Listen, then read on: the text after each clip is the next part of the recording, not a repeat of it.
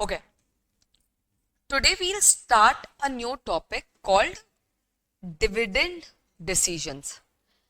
मैं ये टॉपिक भी इसलिए कैपिटल बजटिंग के बाद ले रही हूँ क्योंकि कहीं ना कहीं जो कैपिटल बजटिंग और टाइम वैल्यू ऑफ मनी में फॉर्मूलाज लगते हैं ना, वैसे से फॉर्मूलाज इसमें भी लगते हैं. मतलब कॉन्सेप्ट सेम है, फॉर्मूलाज अलग है but concept of the formulas are similar. Okay, what do you think is a dividend? क्या लगता है what is dividend? What is a dividend?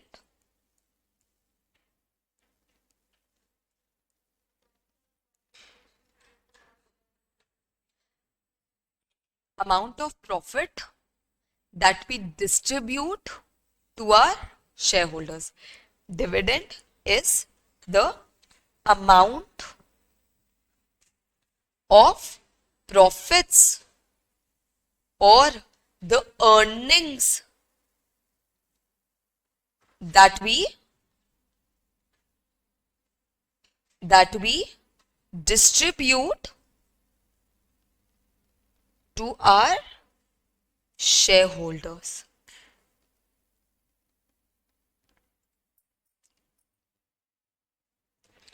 वो प्रॉफिट का हिस्सा जो हम अपने शेयर होल्डर्स पे बांटते हैं.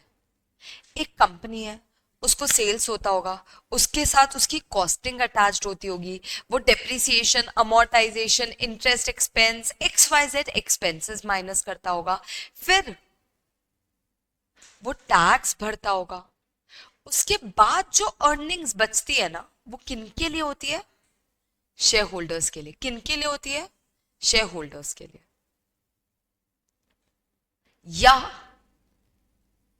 या शेयर होल्डर्स को ना देकर उसको कंपनी क्या कर सकती है?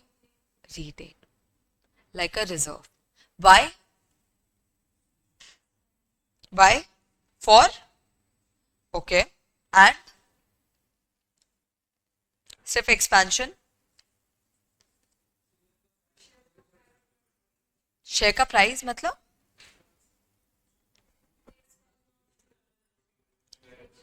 फेस वैल्यू ऑफ शेयर्स बढ़ता है. ओके, बेसिकली बच्चे, एक कंपनी के जो अर्निंग्स होते हैं, अर्निंग्स मतलब फाइनल अर्निंग्स, उसके साथ दो चीजें की जा सकती है. या तो आप उसको रिटेन कर सकते हो, retain in company, because it is a big source of finance for the company. हमने पढ़ा था ना कैपिटल स्ट्रक्चर. जब मैं आप लोग को कैपिटल स्ट्रक्चर बता रही थी तो मैंने बोला था यार, आप इक्विटी शेयर से पैसा उठा सकते हो, आप प्रेफरेंस शेयर से पैसा उठा सकते हो, आप लोन से पैसा उठा सकते हो, डिबेंचर से पैसा उठा सकते हो, या आप अपनी रिटेन्ड अर्निंग्स इस्तेमाल कर सकते हो कंपनी में कुछ भी करने के लिए. It can be expansion, it can be taking up a new project, it can be modifying a building. कुछ भी के लिए आप क्या कर सकते हो? अपनी रिटेन्ड अर्निंग्स का भी इस्तेमाल कर सकते हो. रिटेन्ड अर्निंग्स, तो एक कंपनी या तो अपनी कंपनी अर्निंग्स रिटेन कर सकती है या इसको एज डिविडेंड बांट सकती है या डिस्ट्रीब्यूट कर सकती है टू इट्स शेयर होल्डर्स. यार एट द एंड पैसा किसका है? ओनर्स का. तो ओनर्स अगर पैसा लगा रहे हैं तो उनमें उनको कुछ कमाई तो होनी चाहिए. वही तो है ये डिस्ट्रीब्यूशन.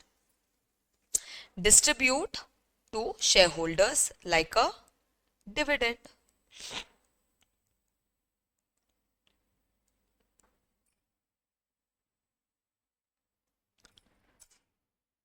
ये बात समझा आप? एक, अच्छा, ये दिक्कत ना पार्टनरशिप फर्म्स में नहीं होती. ये दिक्कत सोल प्रोप्राइटर में नहीं होता. क्यों? क्योंकि ओनर के पास ही सारा पैसा आता है. बट यहाँ क्या होता है, कंपनीज में मैनेजमेंट अलग है और ओनर्स अलग है. प्रॉफिट कमाने वाले लोग मैनेजमेंट, प्रॉफिट है किसका? Owners. Now management has to take a decision for the owners. Like I also have Reliance के 30 shares.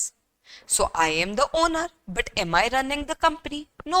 Mukesh Ambani ji is running the company. He will decide whether an owner should receive dividend or it should be reinvested in the company. तो जहां ये management यानी जो profit कमा रहा है और जो ओनर है, वहां डिफरेंस आ जाता है ना, वहां हमको डिविडेंड डिसीजंस लेने पड़ते हैं। जहां ओनर मैनेजमेंट सेम है, वहां तो या तो वो रखे या कंपनी में इन्वेस्ट करे, सब उसका डिसीजन है। यहाँ कोई दिक्कतें नहीं होती। दिक्कत कहाँ शुरू होती है, जहां मैनेजमेंट और ओनरशिप अलग हो गया। मैनेजमेंट जो प्रॉफिट कमा रहा है उसको डिसाइड करना है कि भाई ये ओनर के हाथ में जाना चाहिए या वापस कंपनी में रिटेन हो जाना चाहिए। इसी को बोलते हैं डिविडेंड पॉलिसी। डिविडेंड पॉलिसी मतलब how much of the earnings we want to retain and how much of the earnings we want to distribute as dividend. Dividend policy is nothing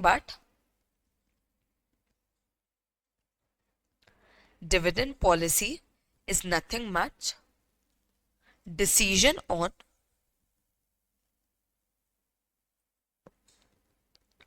how much of the earnings या profit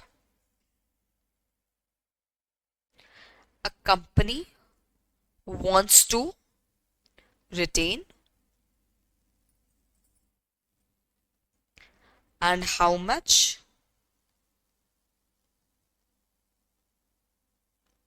it wants to distribute.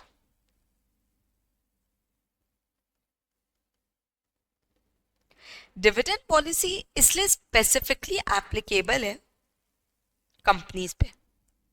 क्यों? क्योंकि यहीं पर management और ownership को अलग किया गया है, स्पेसिफिकली एप्लीकेबल ऑन कंपनीज, क्योंकि ये लोग हैं जिनको एक्चुअली डिसीजन लेना पड़ता है।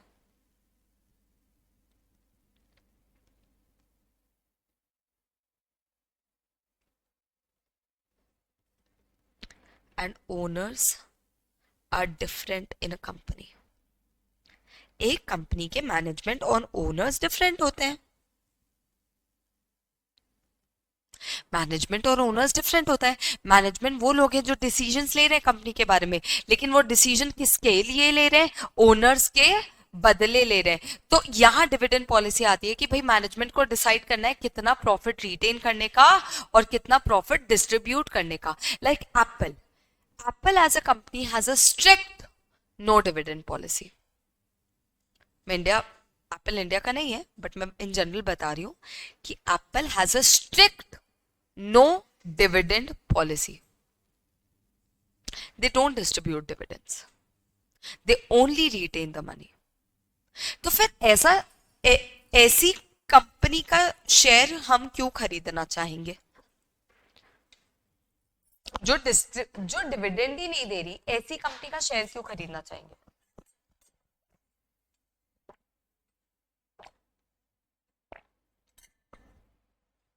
सोचो। करेक्ट है, वेरी गुड। यार मैंने एप्पल का शेयर खरीदा था, डॉलर के हिसाब से बात कर रही हूँ क्योंकि यहाँ की नहीं है, $100 में। अब ये बंदा मुझे साला डिविडेंड देता ही नहीं है। ये क्या करता है, जितनी कमाई हो रही है उसको री इन्वेस्ट करता है। कहाँ? कंपनी में। बट इवेंचुअली उससे होना क्या है, कंपनी ग्रो होगी। जैसे जैसे कंपनी ग्रो होती है ना बच्चा, उस कंपनी का वैल्यू भी बढ़ता है। ये बात सब समझ रहे हो? हम बोलते हैं एप्पल इज, या ये छोड़ो, Apple is the third largest company of the world. क्या ये हमेशा से थर्ड लार्जेस्ट थी? क्या एप्पल हमेशा से थर्ड लार्जेस्ट रही होगी? Of course not. There was a time जब Apple was going to be bankrupt. Apple was going to be bankrupt. There was a time जब Apple was going to be bankrupt. They were nearly in the situation of bankruptcy. तो क्या उसकी value इतनी ज्यादा होगी तब? नहीं। But Apple ने इवेंचुअली क्या किया? कमाया, इन्वेस्ट किया, एक्सपैंड किया, कमाया, इन्वेस्ट किया, एक्सपैंड किया, और आज एप्पल थर्ड लार्जेस्ट कंपनी बन गई है। यानी कंपनी ग्रोस तो वैल्यू ग्रोस, तो शेयर प्राइस ग्रोस। अब एप्पल का जो शेयर है वो $150 का हो गया है। ये जो $50 है वो भी तो, ये जो $50 है वो भी तो शेयर होल्डर ने कमाया ही है। $100 में खरीद कर 150 में बेच दिया। कमाई, या कमाई हो सकती है डिविडेंड के थ्रू। एक कंपनी है, प्रॉफिट दे देती है, फिर प्रॉफिट आता है दे देती है, ऐसी कंपनी की भी वैल्यू बढ़ेगी। देखो समझो यार, एक कंपनी जो डिविडेंड दे रही है मतलब वो बहुत स्ट्रॉन्ग कंपनी है, जो हर साल आपको डिविडेंड दे पा रही है, it is a strong company, उनकी भी वैल्यू बढ़ेगी, बट उतनी थोड़ी बढ़ पाएगी। 100 रुपया आपको दे दिया, वही 100 रुपया और इन्वेस्ट कर देते तो थोड़ी और ग्रो हो जाती, बढ़ेगी वो वैल्यू भी, बट उतनी नहीं बढ़ पाएगी कहीं ना कहीं, राइट है ना। तो वहां क्या होता है, आपको डिविडेंड से भी इनकम आ जाती है, प्लस जो भी थोड़ा बहुत कैपिटल गेन हो रहा है, कैपिटल गेन मतलब जो भी 100 से अगर 120 भी गई होगी कंपनी की शेयर प्राइस, उसका भी गेन हो जाता है। दोनों ही ठीक है, कोई खराब नहीं है। एक कंपनी जो 100% रिटेन कर रही है वो भी ठीक है, एक कंपनी जो डिविडेंड दे रही है वो भी ठीक है, कोई गलती नहीं है, but it just depends on the dividend policy. Dividend policy मतलब क्या, कि भाई हमको कितना रखना है और कितना डिस्ट्रीब्यूट कर देना है। Understood, understood, okay. और दो तीन चीजें, पहले मैंने बताया डिविडेंड क्या होता है, फिर डिविडेंड के साथ मतलब डिविडेंड एक कंपनी अपने अर्निंग्स के साथ क्या क्या कर सकती है, और डिविडेंड पॉलिसी का मतलब क्या होता है। अच्छा, dividend can be given out of, ये पता होना चाहिए आप लोगों को, डिविडेंड कहां से दिया जा सकता है, प्रॉफिट से, सिर्फ करंट, इस साल का डिविडेंड इस साल के ही प्रॉफिट से दिया जा सकता है क्या, यानी करंट ईयर प्रॉफिट से भी दिया जा सकता है, और accumulated profits of previous year से भी दिया जा सकता है, या accumulated profit, profit of previous years.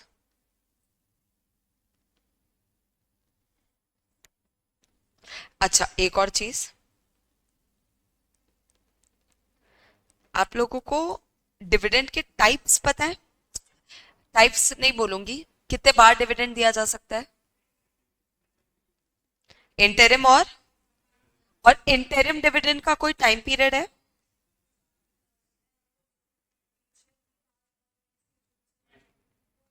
दो एजीएम के बीच में, दो एजीएम से पहले एक ही बार डिविडेंड, दो एजीएम के बीच में एक ही बार डिविडेंड दे सकते हैं क्या, कितने भी बार, मैं क्वार्टरली दे सकती हूँ,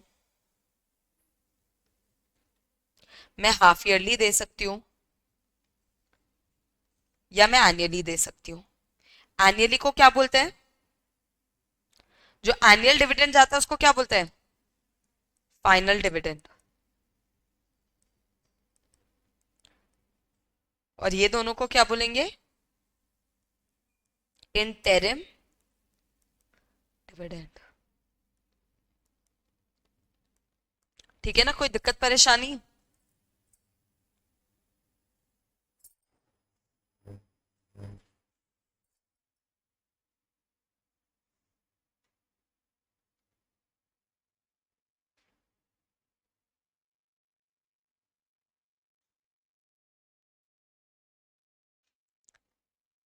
डन है, डन है बच्चे, ओके, ये सब लिख लिया। अब एक्चुअली हमको तो पढ़ना है डिविडेंड डिसीजन, हमको क्या पढ़ना है, डिविडेंड डिसीजन मतलब डिविडेंड पॉलिसी।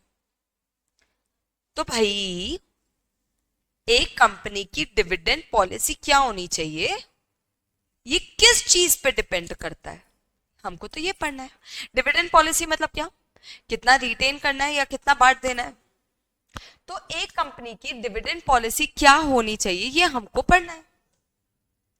आपको क्या लगता है ये किस पे डिपेंड होता होगा, जस्ट थिंक, कि आपको क्या लगता है कि ये किस पे डिपेंड होता होगा, व्हाट आर द फैक्टर्स जिस पे डिविडेंड पॉलिसी डिपेंडेंट होगी। टैक्स क्यों,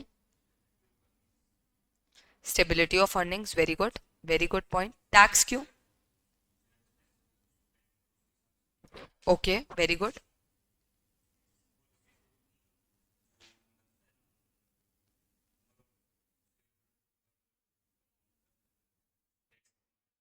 ओके, ये सब आप लॉ में पढ़े हो क्या? ओके, नहीं नहीं, गुड है।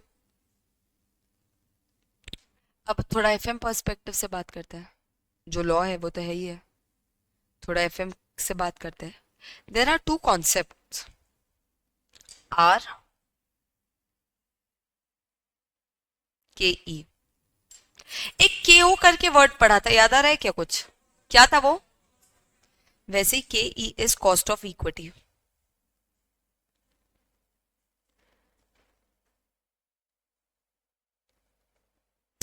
के ओ क्या है? Cost of capital. के ओ मतलब पूरा कॉस्ट। कॉस्ट ऑफ इक्विटी मतलब सिर्फ इक्विटी शेयर होल्डर्स का कॉस्ट। ये समझ पा रहे हो? इक्विटी से भी पैसे लेते हैं हम, प्रेफरेंस से भी पैसे लेते हैं हम, लोन से भी पैसे लेते हैं हम, डिबेंचर से भी पैसे लेते हैं हम, डिपॉजिट्स भी लेते हैं। ये सबका मिलाकर cost is cost of capital. इस पे तो एक पूरा चैप्टर है, केओ कैलकुलेट करने पे एक पूरा चैप्टर है, और 100% इससे क्वेश्चन आएगा। और मेरे ख्याल से क्वेश्चन नंबर 5 ही आएगा जिसमें आपको कोई ऑप्शन भी नहीं होता, मेरे ख्याल से। तो उसमें से एक पार्ट होता है कॉस्ट ऑफ इक्विटी। केई का मतलब होता है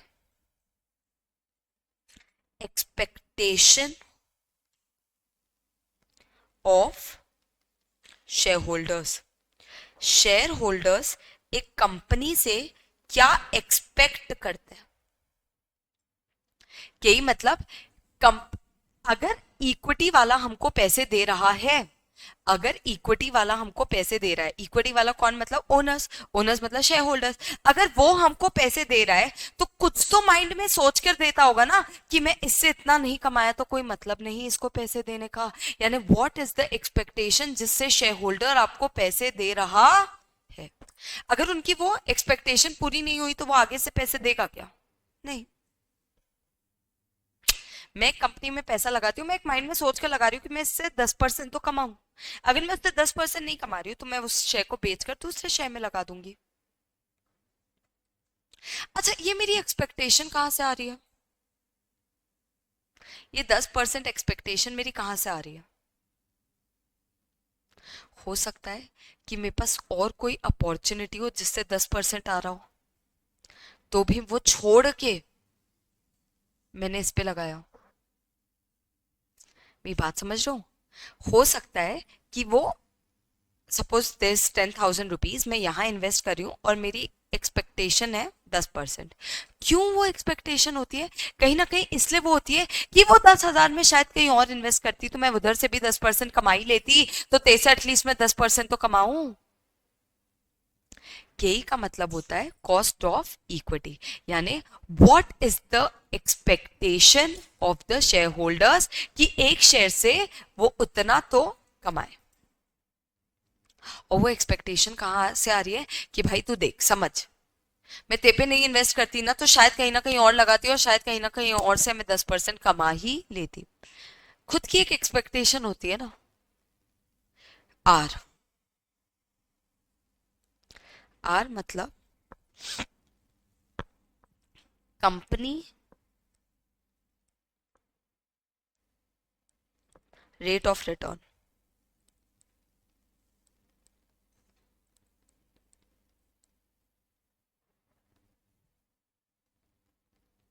इसका मतलब क्या कि भाई कंपनी कहीं इन्वेस्ट करती है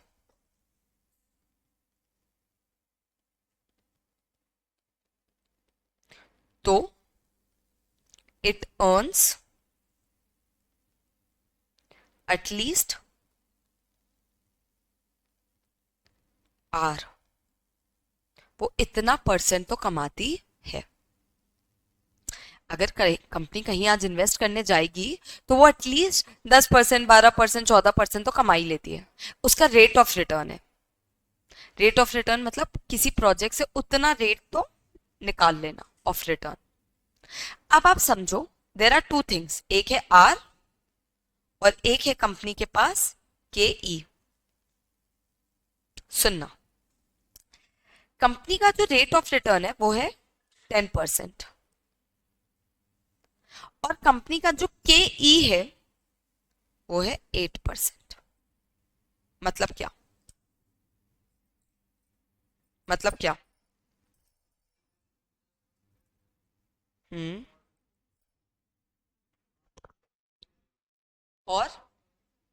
और कंपनी कहीं इन्वेस्ट करती है तो वो वहां से कितना निकाल लेती है? 10%। और के क्या है? 8%। मतलब शेयर होल्डर्स आपसे कितना एक्सपेक्ट कर रहे हैं कमाई? 8%। सुनना, दो चीज है, एक है कंपनी अगर कहीं पैसा इन्वेस्ट करेगी तो वो वहां से कितना कमा लेगी? 10%। और कंपनी के शेयर होल्डर्स उससे कितना एक्सपेक्ट कर रहे हैं? 8%। ये दो नंबर है आपके पास सिर्फ। R = 10%, K = 8%। आपके हिसाब से डिविडेंड पॉलिसी क्या होनी चाहिए? आपके हिसाब से डिविडेंड पॉलिसी क्या होनी चाहिए?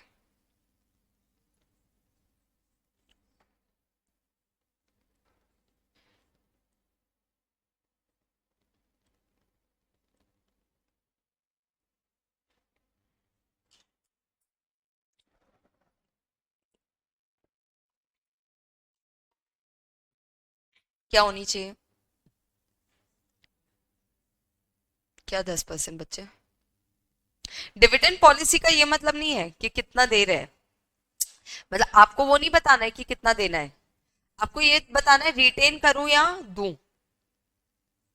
मैं आपसे सिंपल चीज पूछ रही हूं, should the company retain its earning या should it distribute the earning? क्यों? क्योंकि correct.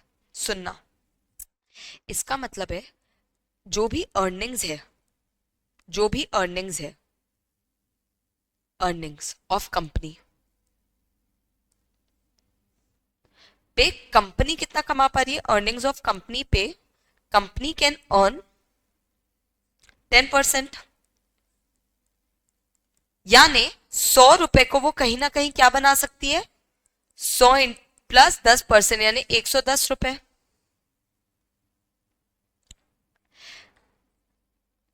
If we distribute it to share holders,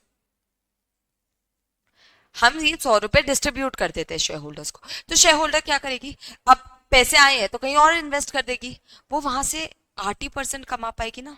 that is तो what I was trying to say, कि उनकी अगर एक्सपेक्टेशन 8% है, मतलब वो सोच ही नहीं रहे कि हम कहीं और से भी 8% से ज्यादा कमाएंगे। उनकी एक्सपेक्टेशन क्या है? 8%। तो उनके हिसाब से उनको लग रहा है कि आज हमको वो पैसे वापस आ जाते तो हम उसको कहीं और इन्वेस्ट करते, और कहीं और इन्वेस्ट करके भी कितना ही कमा पाते? 8%। यानी if we distribute to shareholders, shareholders will be able to earn only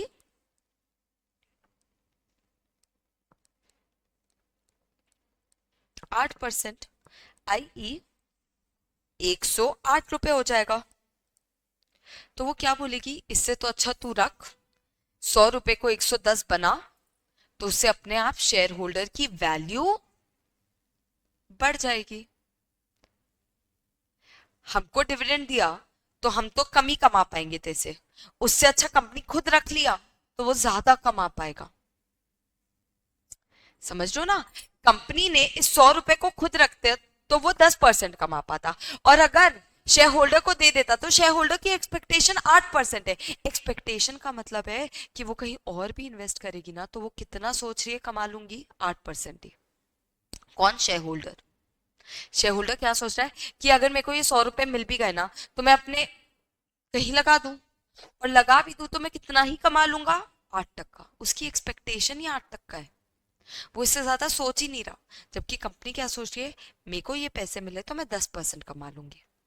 यानी यहां पर because R is because R is more than K E,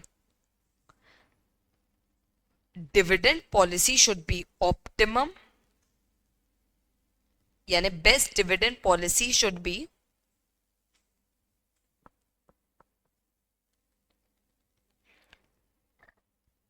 100% retain, 0% dividend pay out.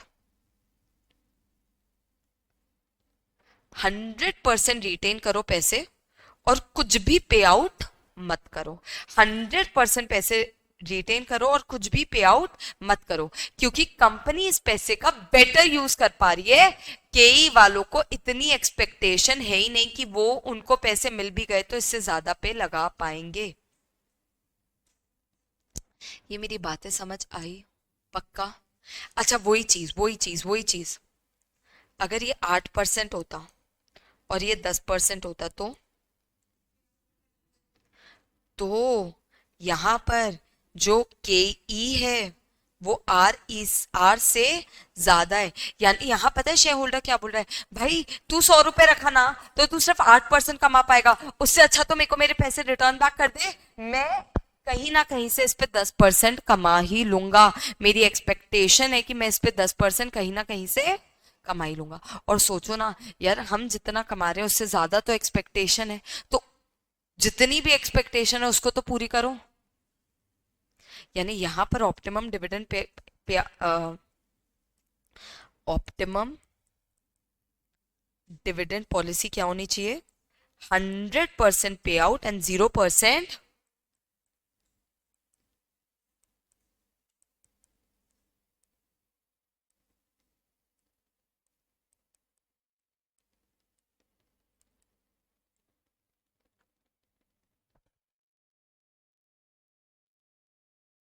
ये एकदम क्लियर है ना, बहुत इजी है यार। अगर आप ज्यादा कमा रहे हो तो आप पैसे रख लो, हम ज्यादा कमा पा रहे हैं, हमारी एक्सपेक्टेशन ज्यादा है तो हमको पैसे दे दो।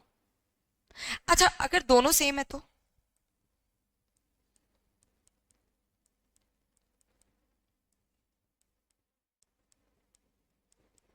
दोनों सेम है तो? दोनों सेम है तो आप रखोगे तो भी 10% कमाओगे, हमें भी दोगे तो भी 10% हम कमा लेंगे। तो कोई भी डिविडेंड पॉलिसी ऑप्टिमम है। 80% रिटेन कर लो, 20% दे दो, 20% रिटेन कर लो, 80% दे दो। कोई भी डिविडेंड पॉलिसी ऑप्टिमम है ना, क्योंकि दोनों ही 10% कमा रहे हैं। क्योंकि दोनों ही 10% कमा रहे हैं। लिखो, any dividend policy is any dividend policy is optimum.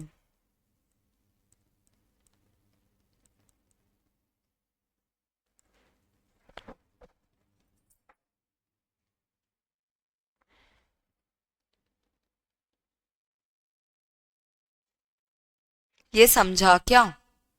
ये समझा क्या? चलो एक टेबल बना लेते हैं। टेबल, ये लिख लिया। R K pay out, retain, remarks.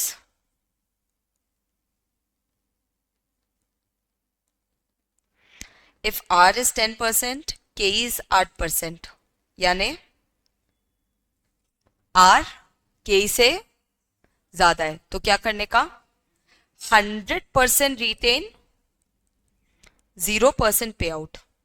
Since R since R is higher than KE, optimum dividend policy क्या होनी चाहिए? 100% रिटेंशन। 100% रिटेंशन। वही चीज, ये 8% है, ये 10% है, तो आपकी एक्सपेक्टेशन ज्यादा है। 100% पे आउट, 0% रिटेंशन, यानी सिंस आपका के ज्यादा है, देयरफॉर 100% डिविडेंड पे आउट। पूरा अर्निंग को डिविडेंड की तरह पे आउट कर दो, पूरा अर्निंग को डिविडेंड की तरह पे आउट कर दो। और लास्ट है, अगर दोनों इक्विवेलेंट है तो एनी पे आउट रेशियो, आप कुछ भी कर सकते हो, since R is equal to KE, any dividend policy is okay। कोई भी डिविडेंड पॉलिसी रखो, सब ओके है, इज ओके।